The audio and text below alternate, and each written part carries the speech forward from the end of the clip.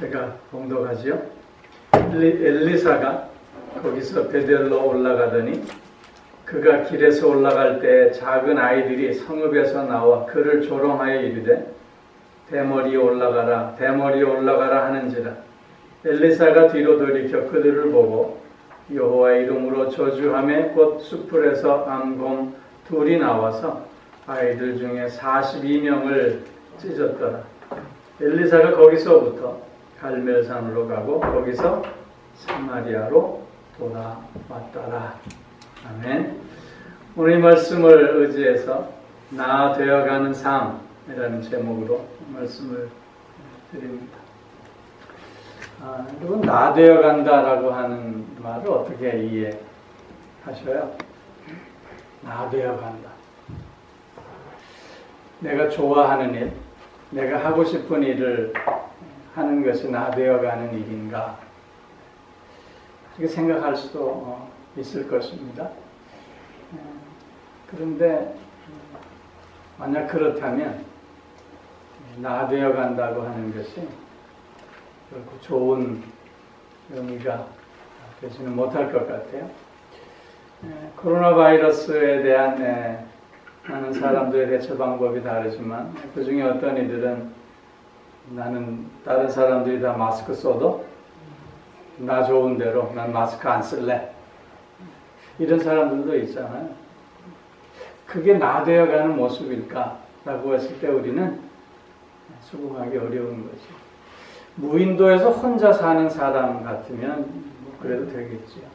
그러나 우리는 혼자 사는 사람들이 아니기 때문에 내가 하고 싶은 것, 내가 좋아하는 것만 한다고 하는 것이 나 되어가는 것이다. 그렇게 이해할 수는 없는 것입니다.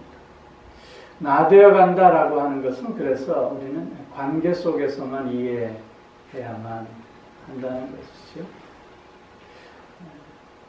우리가 어떤 관계 속에서 나 되어감을 우리가 이루어갈 수 있겠느냐라고 하는 것입니다. 가장 중요한 관계는 창조주 하나님과의 관계입니다.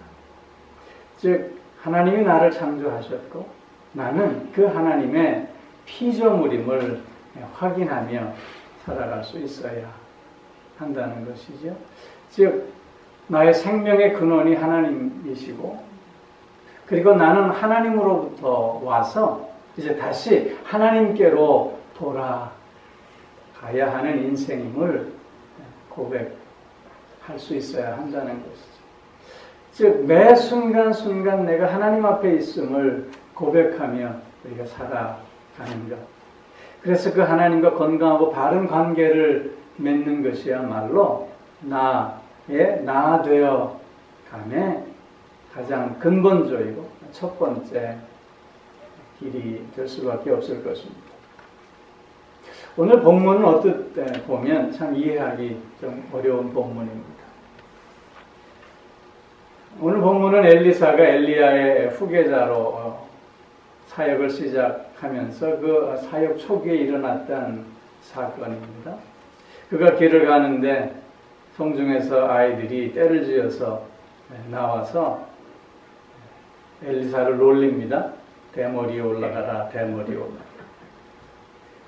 엘리사가 성질이 나가지고 하나님의 이름으로 저주합니다. 그랬더니 암곰 2마리가 나와가지고 42명을 찢었다. 이걸 어떻게 이해해야 될까 하는 것입니다. 정말 엘리사가 불같은 그런 사람임을 나타내는 건지 아니면 정말 하나님의 사람으로서 엘리사가 이게 맞는 행동인지 다양한 생각을 갖게 하는 본문입니다. 그런데 오늘 본문을 좀 더 바르게 이해하기 위해서는 우리가 몇 가지를 생각할 수 있어야 하는데 그 첫 번째는 바로 그 당시의 시대적인 배경입니다. 엘리야가 활동하던 그 북왕국 이스라엘의 시대는 아주 우상 숭배가 창궐했던 시대였습니다. 엘리야의 그 행적을 살펴보면 아마 가장 핵심적인 사건이 갈멜산에서의 사건일 것입니다. 바알 선지자, 아세라 선지자와 850대의 일에 싸움을 하지 않습니까? 그래서 엘리야가 승리합니다. 그리고 그 850명의 우상 선지자들을 기손 강가에서 다 죽입니다. 이런 엄청난 승리를 획득했음에도 불구하고 이스라엘의 그 우상 숭배의 기세는 전혀 꺾이지 않았음을 우리가 확인하게 됩니다. 오히려 이세벨이 그런 엘리야를 죽이겠다고 선언을 했고, 또 엘리야는 그런 이세벨의 그 세력에 실망과 좌절하여 광야로 도망가서 로뎀나무 아래에 누워서 나 이제 죽여주세요. 그럴 정도였습니다. 엘리야의 후계자가 된 엘리사도 역시 마찬가지였다는 것이지요. 그 당시에 이스라엘 백성들이 이렇게 하나님을 섬기기보다는 우상 숭배에 더 혈안이 되었다고 하는 것은 결국 저들은 하나님을 배반하고 하나님을 멸시하고 또 하나님을 멀리하는 삶을 살고 있었다고 하는 의미입니다. 특별히 본문에서 여기 어린 아이들이라고 얘기하고 있는데, 우리가 전에 읽었던 개역 성경에서는 젊은 아이들이라고 얘기합니다. 즉 이 아이들은 그냥 무리지어 다니면서 그냥 아무 의식 없이 선과 악의 분별 없이 그냥 이렇게 행동하는 그런 아이들이 아니라 어느 정도 성장한 아이들이라고 하는 것입니다. 선과 악을 분별할 줄 알고, 그리고 자기의 행동에 스스로 책임져야만 하는 그런 어느 정도 청년이라고 얘기해야만 하는 그런 정도의 아이들이었다고 하는 것입니다. 이런 아이들이 무리지어서 지금 엘리사를 놀리고 있는 것입니다. 이건 무슨 의미냐면, 그 당시에 이스라엘 백성들의 삶은 하나님을 전적으로 멸시하고 하나님과 상관없는 삶을 살고 있음을 의미해주고 있는 것입니다. 즉 오늘 본문의 이 사건은 엘리사가 자기를 놀리는 그 어린아이들의 그 조롱에 개인적인 분노를 드러내서 저주하는 그런 의미의 사건이 아니라, 이것은 그 당시 하나님을 멸시하고 오히려 하나님의 사람을 조롱하며 하나님까지도 조롱하고 있는 그런 시대적 상황을 하나님께서 강하게 심판하고, 그리고 하나님을 멸시하고 하나님을 배반하는 삶에 대한 강력한 경고의 사건이었다고 하는 것입니다. 즉 지금 오늘 본문에 나타난 이스라엘 백성들의 삶의 모습은 하나님과 상관없는 그런 삶이었고, 하나님은 그런 삶에 대해서 지금 경고해 주고 있는 본문이라고 하는 것입니다.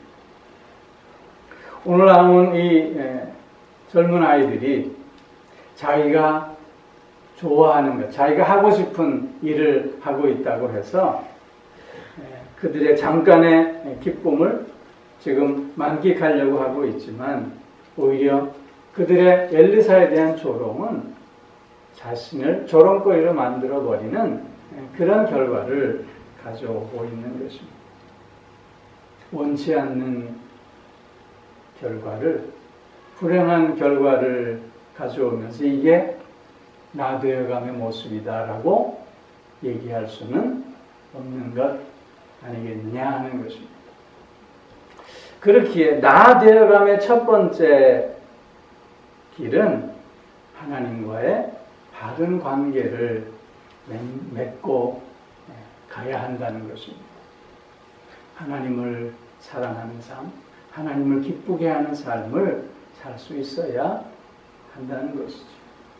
하나님을 우리가 어떻게 기쁘게 할 수 있습니까? 히브리서 11장에서 보면 믿음으로 하나님을 기쁘시게 할 수 있다고 말씀하고 있습니다. 여기서 믿음이라고 하는 건 무엇이겠습니까? 그건 단순히 하나님을 알고 하나님을 인정한다고 하는 뜻이 아닙니다. 믿음이라고 하는 것은 하나님께 모든 것을 전폭적으로 맡긴다고 하는 뜻을 갖고 있는 것입니다. 즉 하나님께 모든 것을 전폭적으로 맡기며 그 하나님 안에서 사는 삶이 나의 나 되어감의 첫 번째 방법이라고 하는 것이죠. 하나님 앞에 모든 것을 맡긴다고 하는 건 무슨 의미겠습니까? 그것은 과정에 내가 최선을 다해 충실하지만 결과는 하나님께 맡긴다고 하는 의미입니다. 사도 바울은 나의 나됨이 하나님의 은혜다 그렇게 고백하고 있습니다.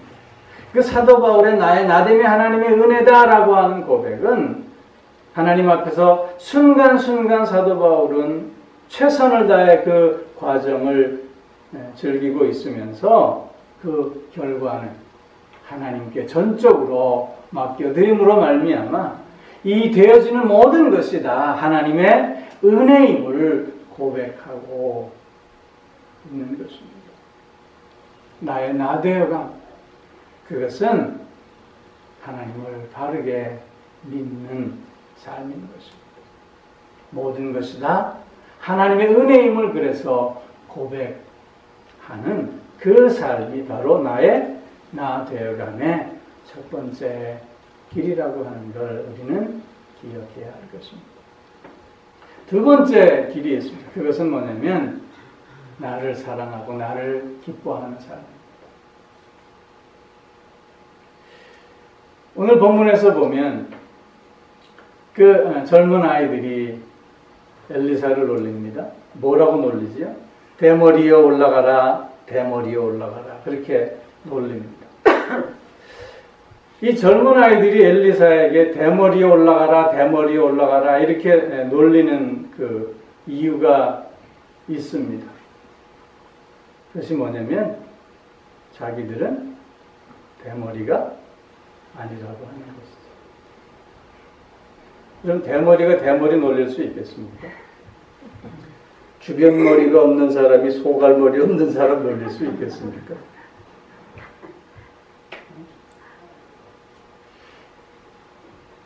요즘 남을 조롱하고 남을 비하함으로 말미암아 마치 자신이 저들보다 우월하다고 그 우월함을 그렇게 드러내고자 하는 경향들을 우리는 봅니다. Black Lives Matter, 흑인의 생명도 중요하다. 이런 그 운동이 지금 일어나고 있는 그 이유도 역시 나와 다른 남의 모습을 조롱하고 비하하면서 자신의 우월함을 드러내고자 하는 그릇된 자아실현의 모습이 아닐 수 없습니다. 눈이 크면 우리 뭐라고 놀립니까? 황소 눈깔 같다. 눈이 작으면 뭐라고 놀립니까? 댄치구멍 같다. 동양인들을 찢어진 눈 가졌다고 이게 인종차별을 하는 모습으로 우리는 인식하고 있지 않습니까? 그럼 이런 행동을 하는 사람들을 보면서 저 사람은 건강한 자아를 가진 사람이로구나, 자기를 정말 사랑하는 사람이로구나, 그렇게 우리가 이해하며 평가할 수 있겠느냐 하는 것입니다.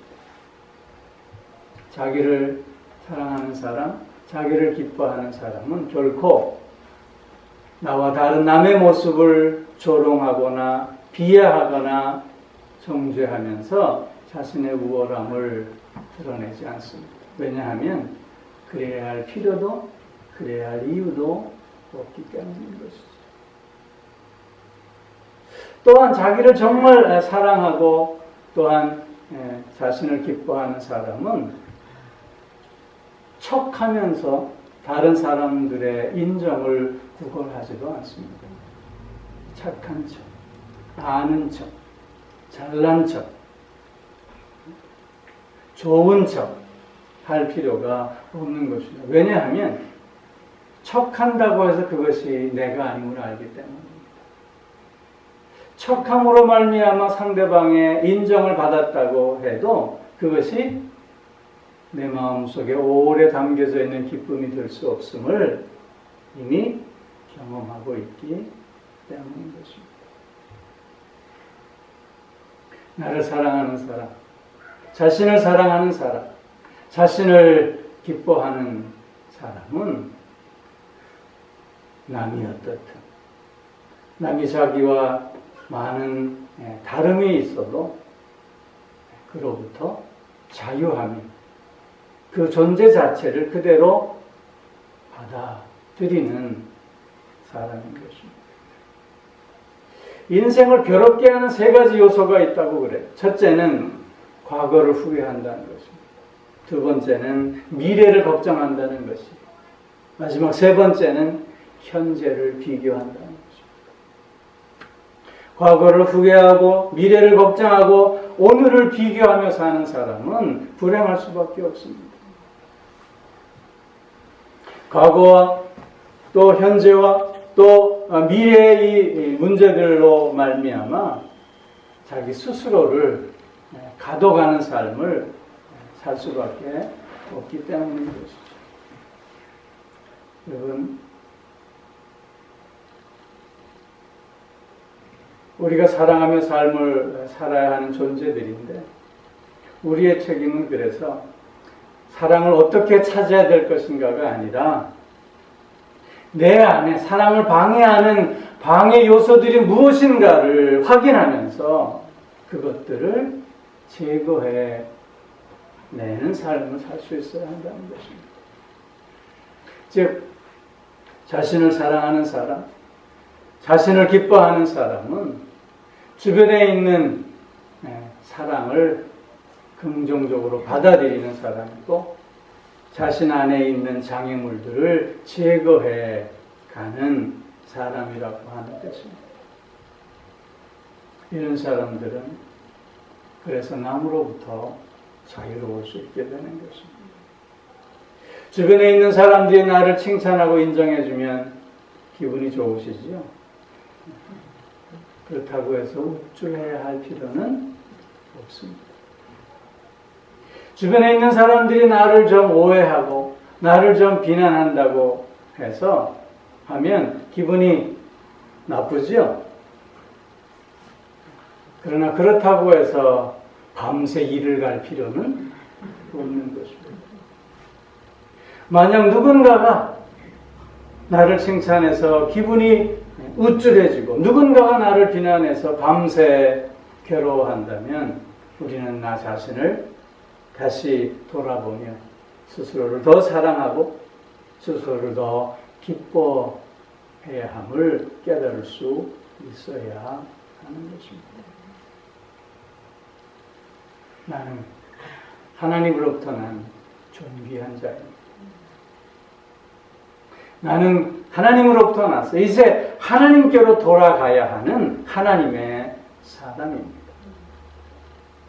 이런 나 자신을 스스로 존귀하게 여기고 나 자신을 사랑하며 또한 나 자신을 기뻐할 때 우리는 건강한 자아로서 나 되어가는 삶을 살아갈 수 있게 된다는 것입니다.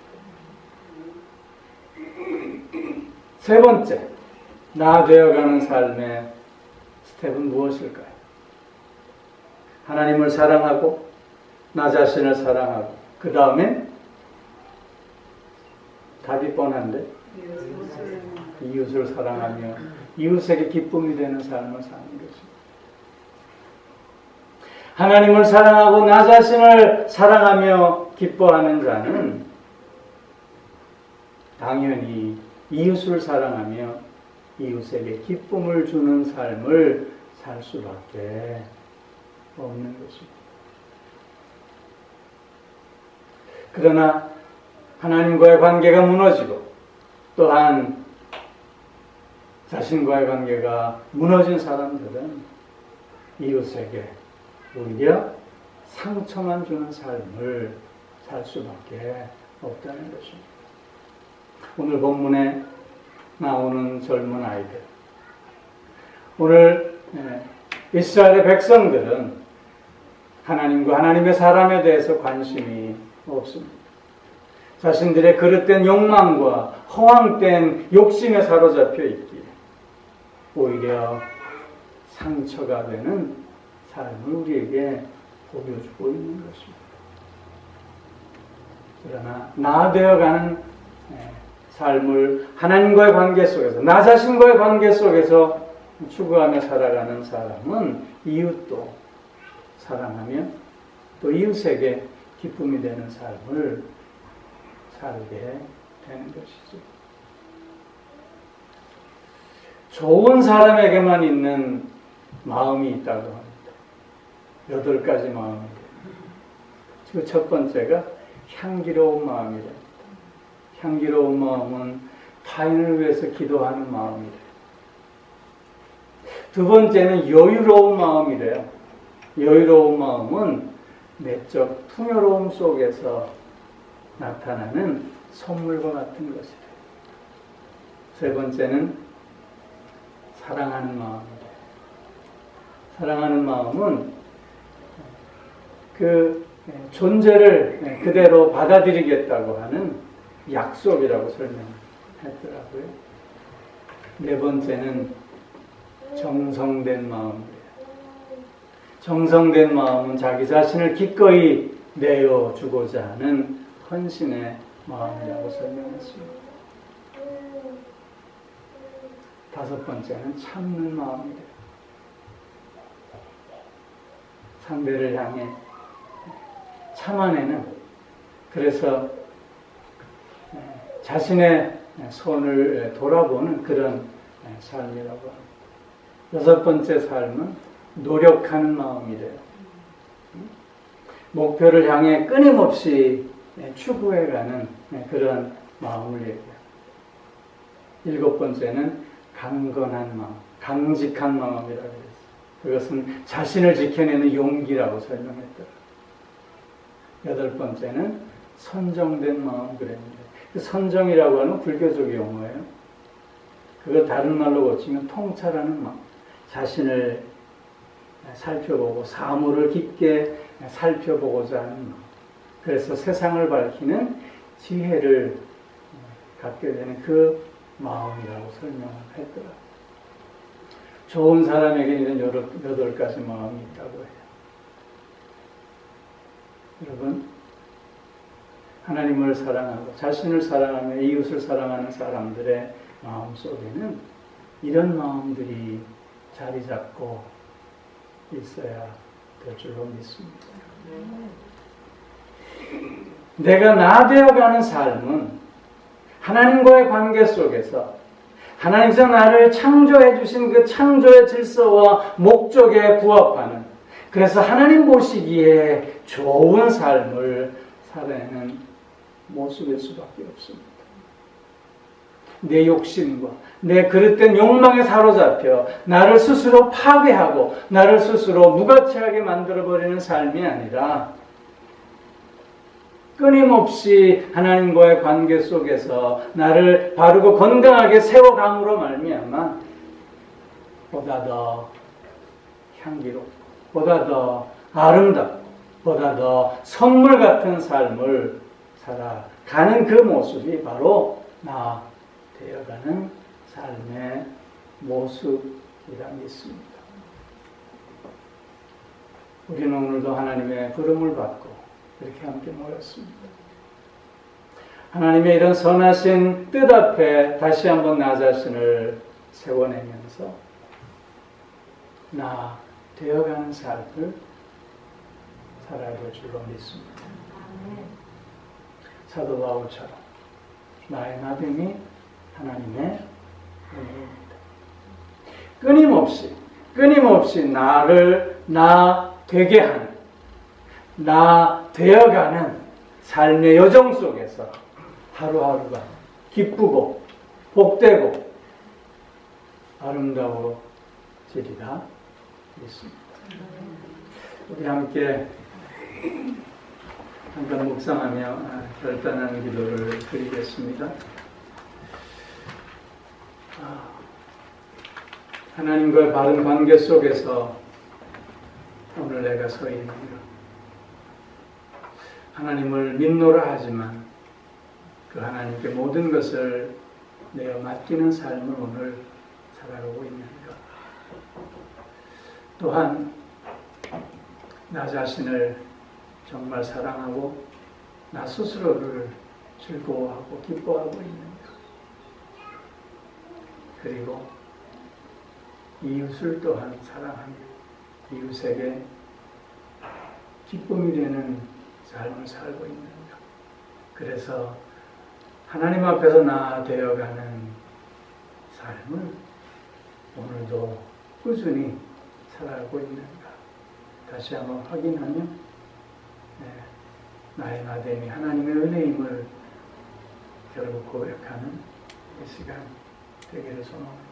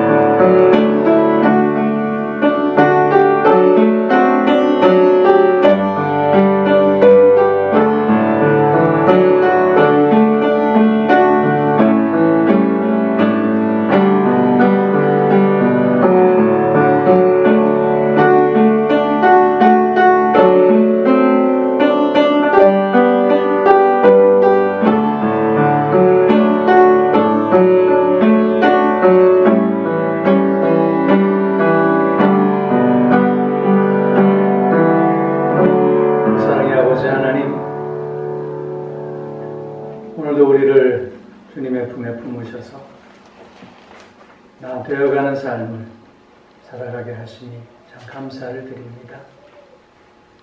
하나님과의 관계를 다시 한번 확인하며 또한 자신과의 관계와 이웃과의 관계를 새롭게 확인하면서 나의 나 되어가는 삶을 더 힘있게 살아가는 우리가 되게 하여 주시옵소서. 나의 나됨이 하나님의 은혜임을 고백하며 순간순간 기쁨과 감사로 참된 만족과 평안으로 살아가는 우리 모두가 되게 하여 주시옵소서. 감사드리며 예수님 이름으로 기도하옵나이다. 아멘.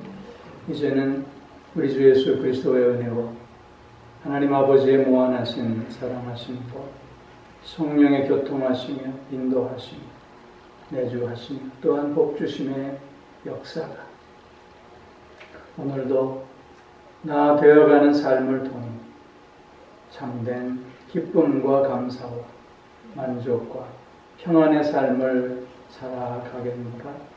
다시금 소원하며 결단하는 사랑하는 성도들과 그 가정과 하시는 모든 일들 위해 이제로부터 영원토록 함께하옵시기를 간절히 축원하옵나이다. 아멘.